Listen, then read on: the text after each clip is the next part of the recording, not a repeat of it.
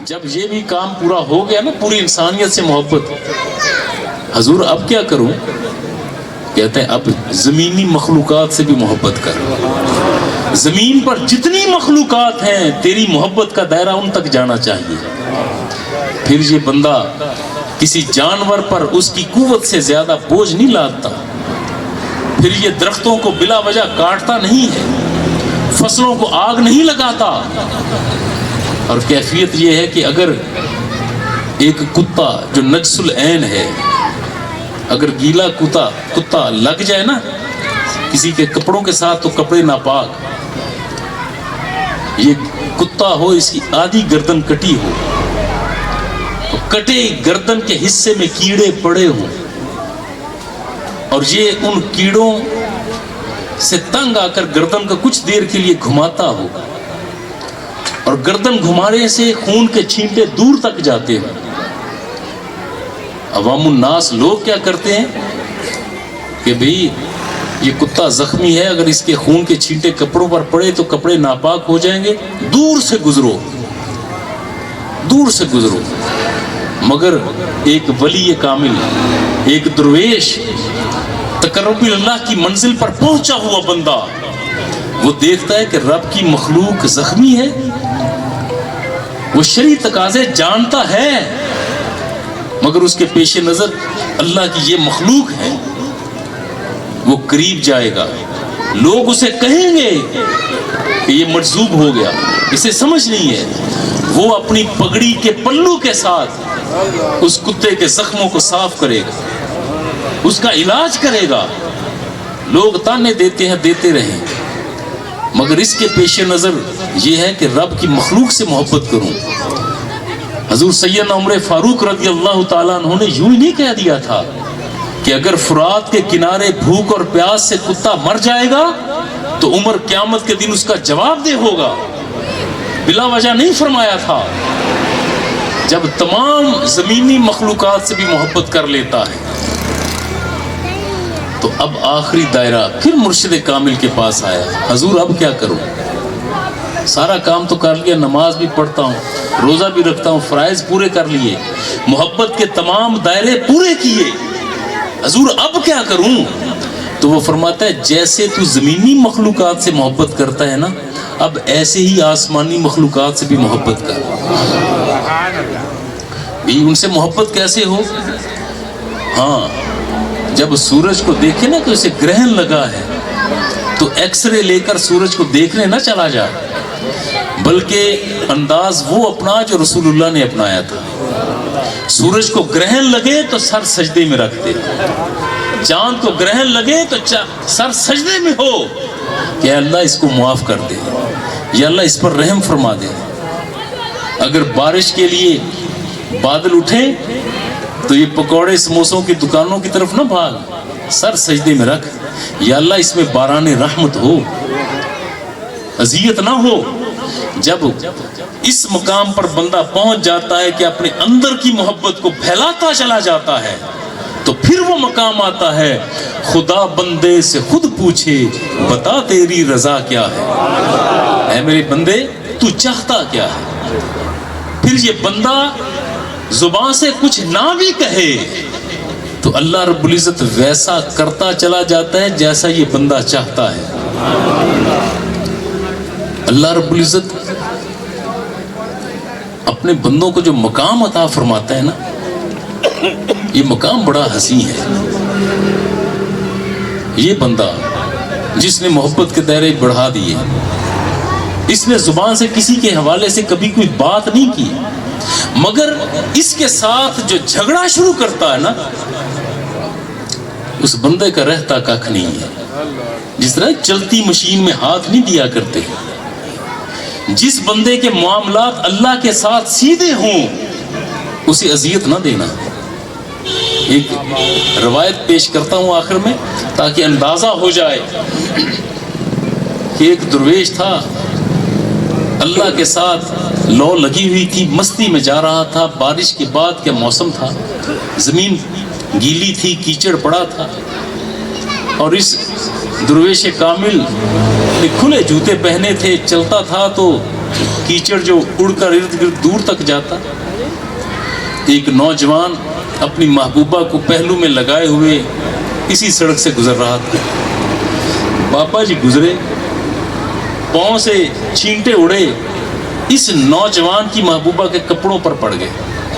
इसे गुस्सा आ गया। गुस्से में कोई, तेरे बाबा तुझे नजर नहीं आता, तू अंधा है, ये कहकर उस दरवेश को इसने मारना शुरू कर दिया। थप्पड़ ठुड्डे मुक्के लगाए, ये जमीन पर पड़ा है, चीख रहा है, रो रहा है, लेकिन कहता कुछ नहीं है।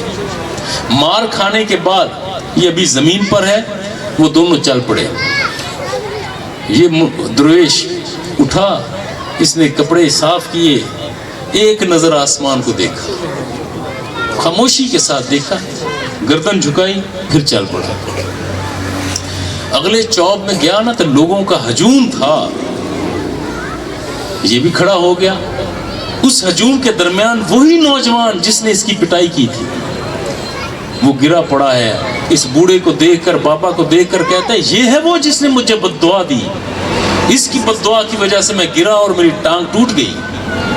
लोग इसकी तरफ मुतवज्जो हुए। अब इस दरवेश ने क्या किया, इसने कहा, लोगों मैंने इसे कुछ नहीं कहा, एक लफ्ज नहीं बोला, मामला तो कुछ और था। इसकी महबूबा के कपड़ों पर छींटे पड़े, इसे बर्दाश्त नहीं हुआ, इसने मेरी पिटाई कर दी, और मेरे तो मामलात अल्लाह के साथ थे। अब अल्लाह के बंदे की पिटाई इसने की, मैंने कहा कुछ भी नहीं, बात तो मामला रब की तरफ से आया है। इसलिए कैफियत यह है कि अल्लाह के बंदों के साथ जुड़े रहो, बने रहो। कोई ऐसा मरला आ जाए कि जहां पर मुर्शिद कामिल की बारगाह में जाओ तो अदब का तकाजा ये है कि बंद जूते ना पहन कर जाओ। आप पूछेंगे ये क्या तरीका हुआ भाई? हाँ, मुर्शिद की बारगाह में जाने के आदाब में एक अदब ये भी है कि ऐसा जूता ना पहन के जा जिसे खोलने के लिए तू अपने हाथों को पांव तक ले जाए, तस्मे खोले। यहाँ पर सूफिया कहते हैं कि जब तू ऐसा जूता पहनकर जाएगा ना अपने मुर्शिद की बारगाह में, कि तस्मे खोलेगा, फिर उन्हीं हाथों से जहां पर गर्द और गुबार और गलाजत लगी होगी, तू जाकर क्या अपने मुर्शिद के हाथों में हाथ देगा? कहते नहीं, ऐसा जूता पहनकर जा जिसे हाथ ना लगाने पड़े। और दूसरा, अपने मुर्शिद की बारगाह में अदब के साथ बैठ, मुर्शिद के पास बैठकर तू तस्बीह ना फेरता रहे, हो सके तो मुर्शिद के चेहरे की जियारत कर, उनकी फकत बात सुन। और कभी तेरे दिल में ये किबर नहीं आना चाहिए कि तू मंजिलें पा चुका। हजरत शेख जुनैद बगदादी रहमतुल्लाहि ताला अलैह, आपके मुरीदों में से एक मुरीद था, आपके पास अक्सर बैठा करता अदब के साथ दोजानू। एक दिन उसे ख्याल गुजरा कि मैं घर से जाता हूँ, बाबा जी की बारगाह में जाता हूँ, चुप करके बैठ जाता हूँ, उनकी सुन के आता हूँ, क्यों ना मैं चिल्ला कशी कर लूँ, मुझे मंजिलें मिल जाएं। वहाँ पर बैठकर तन्हा बैठना है, तन्हाई में किसी जंगल और बेले में चला जाता हूँ, वहाँ मंजिलें पाऊँगा, बाबा जी के पास जाकर मेरा वक्त ज़ाया होता है। ये उसके जहन में आया। अब उसने मुर्शिद की महफिल को छोड़ा, जंगल के किनारे कुटिया में चला गया। सुबह को रोज़ा रखता, रात को क़याम करता, तस्बीह और तहलील में मशगूल है। चंद दिन गुजरे कि दस्तक हुई, रात के वक्त दरवाज़ा खोला तो 3 अफराद बेहतरीन सफ़ेद लिबास, बारिश, हंसी चेहरे, वो आकर कहते हैं कि भाई अल्लाह को तेरी इबादत पसंद आ गई, रब को तेरी रियाजत पसंद आई, चल तुझे जरा जन्नत का नजारा करवा दो। घोड़े पर बिठाया, दूर जंगल में ले गए, एक ऐसे मकाम पर पहुंचे जहां पर जन्नत का माहौल है, नहर गुजर रही है, अशजार मौजूद हैं, फल लगे हैं, खुशबुएं आ रही हैं। ये बंदा दाएं बाएं देखता है, बड़ा मसरूर हुआ कि देखा میں مرشد کے پاس جاتا تھا تو یہ اسرار کبھی مجھ پر کھلے نہیں. جو ہی میں نے تنہائی اختیار کی, میں نے عبادت اور ریاضت میں وقت گزارا, اب جنت کے نظارے اور مشاہدات کر رہا ہوں. پھر اسے وہی افراد گھوڑے پر بٹھا کر اس کی جھونپڑے میں چھوڑ آئے. پہلی رات بھی اسے جنت کا منظر دکھایا, دوسری رات بھی دکھایا, تیسری رات بھی. 3 راتیں مسلسل یہ لوگ لے جاتے, جنت کا نظارہ کرواتے, جنت کی سیر کرواتے, واپس لے آتے. اب اس کے اندر کبر پیدا ہو گیا اور خیال گزرا کہ بھئی جو مقام اس عبادت اور ریاضت کی وجہ سے مجھے مل گیا, یہ مقام تو یقیناً میرے مرشد کے پاس بھی نہیں, جنت کے نظارے تو انہوں نے بھی نہیں کیے. اب یہ بیٹھا تھا, کچھ پیر بھائی آ گئے, کوئی بات نہیں, بیٹھے پیر بھائی آئے اور آ کر ذکر کرتے ہیں کہ بھئی شیخ کی محفل میں نہیں آتے. اس نے کہا بھئی تم بھی لوگ غلطی پر ہو, مرشد کے پاس جا کر بیٹھنے سے کچھ نہیں ہو رہا. بھئی بات یہ ہے کہ یہاں سے چلو, تم بھی میری طرح تسبیح اور تحلیل میں مشغول ہو جاؤ, تمہیں بہت سے مشاہدات ہوں گے. جب یہ بات کی نا, اور اس کے پیر بھائیوں نے یہ بات حضرت شیخ جنید بغدادی کو اجاگر کر دی, اگر سرکش بھی ہوتا تو بیٹا ہے نا. حضرت جنید بغدادی خود تشریف لائے اس کے پاس, آ کر اس کے سر پر ہاتھ رکھا اور کہا بیٹا مجھے معلوم ہوا ہے کہ تو مشاہدات جنت کر رہا ہے. اس نے کہا جی بابا جی, بہت نواز دیا گیا, بڑے مقام مل گئے, فرشتوں کی زیارت ہوئی, جنت کے باغات دیکھے, اور 3 دن سے دیکھ رہا ہوں. حضرت جنید بغدادی فرماتے ہیں کہ بیٹا یوں کرنا, بیٹا یوں کرنا کہ آج رات وہ آئے نا تینوں افراد, جب تجھے جنت کی وادیوں میں لے جائیں تو وہاں جا کر یہ پڑھنا لا حول ولا قوت الا باللہ العلی العظیم, یہ ایک جملہ ضرور پڑھ دینا. اس نے کہا یہ ٹھیک ہے. اب یہ اپنے گمان میں تھا کہ اب آج بھی وہ آئیں گے, وہ آئے. اسے کہا چلو جنت کی سیر کریں. جنت کی سیر کو نکلے, جنت کا ماحول ہر طرف. جب اس وہاں پہنچا تو خیال آیا کہ حضرت شیخ جنید بغدادی نے فرمایا تھا کہ یہاں پر ذرا پڑھ لینا. اس جنت کے ماحول میں کھڑے ہو کر اس نے بلند آواز میں پکار کرتے ہوئے کہا لا حول ولا قوت الا باللہ العلی العظیم. جو ہی یہ الفاظ ادا کیے منظر تبدیل ہو گیا. جنت کا منظر جاتا رہا, دیکھتا ہے کہ خود اس مقام پر جہاں پر روڑی موجود ہے, غلاظت موجود ہے, تعفن پھیلا ہوا, وہ تینوں افراد بھی وہاں پر نہیں. حیران ہوا, وہاں پر ساری رات بھٹکتا ہوا واپس اپنی کٹیا میں آیا.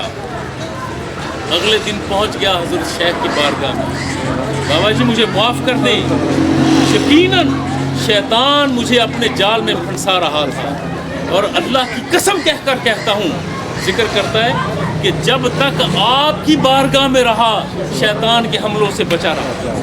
بھلے میں آپ کے پاس خاموش بیٹھا آپ کا چہرہ تک رہا ہوں, مگر شیطان کو یہ جرت نہ تھی کہ وہ مجھے پر حملہ کرتا.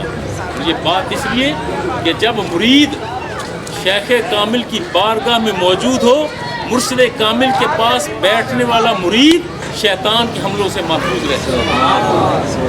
اللہ رب العزت آپ کی, میری, ہم سب کی حاضری کو اپنی بارگاہ میں قبول و منظور فرمائے. آج کی گفتگو عمومی خطابات سے ہٹ کر گفتگو ہوئی, اور ذہن میں چلتے ہوئے موضوع اور تھا, لیکن ایک مرد کلندر کی بارگاہ میں پہنچے ہیں تو موضوع بھی تبدیل کروا دیا گیا.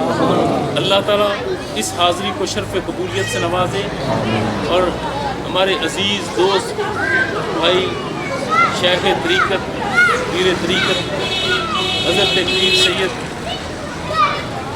نعیم الحسن شاہ کرمانی زیدہ مجد ہو, اور اس قبیلے اور گھرانے احمد سعید یہاں پر بیٹھے ہیں, تو بے پناہ برکتیں عطا فرمائے.